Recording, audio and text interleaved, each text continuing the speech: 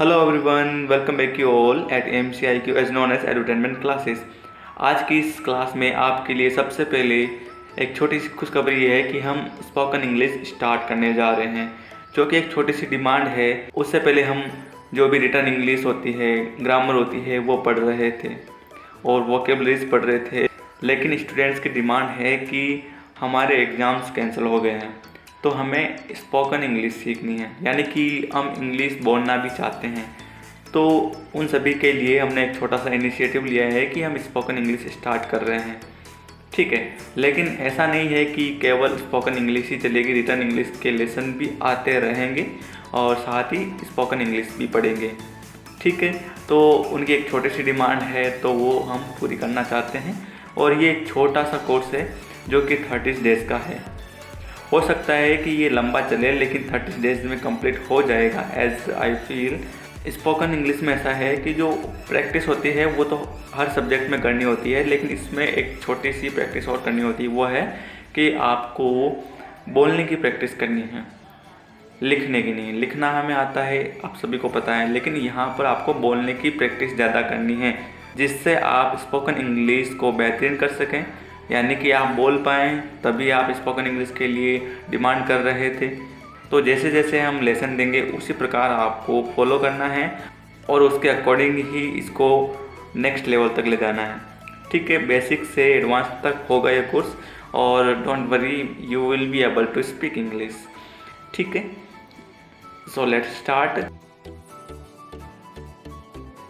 सबसे पहले आपको डिसाइड करना है कि आपको स्पोकन इंग्लिश क्यों सीखनी है। आप पढ़ाई कर रहे हैं, क्यों कर रहे हैं, उसे बताने की कोई आवश्यकता नहीं है, लेकिन आपको ये जानना ज़रूरी है कि वो आप क्यों कर रहे हैं, ठीक है। So it must be cleared why factor, आपको पता होना चाहिए कि आप इंग्लिश क्यों सीख रहे हो।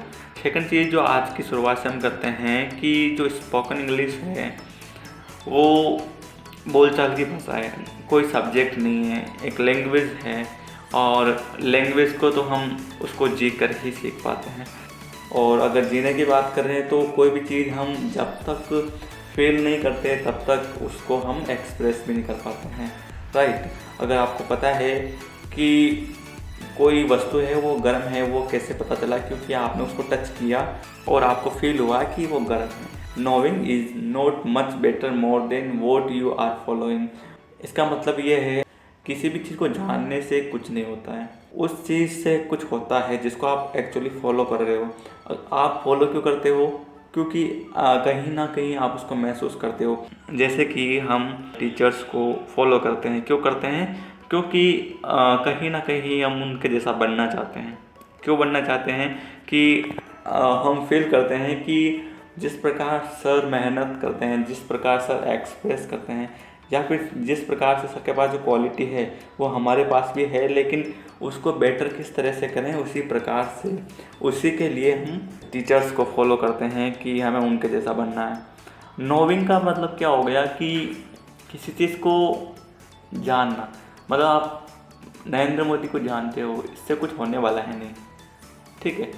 आप किसको फॉलो करते हो ये भी बेटर है। या फिर दूसरी भाषा में कहूँ तो आप किसी चीज़ को जानने से अच्छा किसी चीज़ को मानते हो तो वो चीज़ बेटर होती है। लाइक आप किसी को मानते हो तभी उनको फॉलो करते हो। So this is a matter, knowing is not much better more than what you are following. So बहुत सारे रीज़न हो सकते हैं इंग्लिश सीखने के, लेकिन जो मैं बता रहा हूँ वो क्लियर होना चाहिए कि आप क्यों सीखना चाहते हो, ठीक है।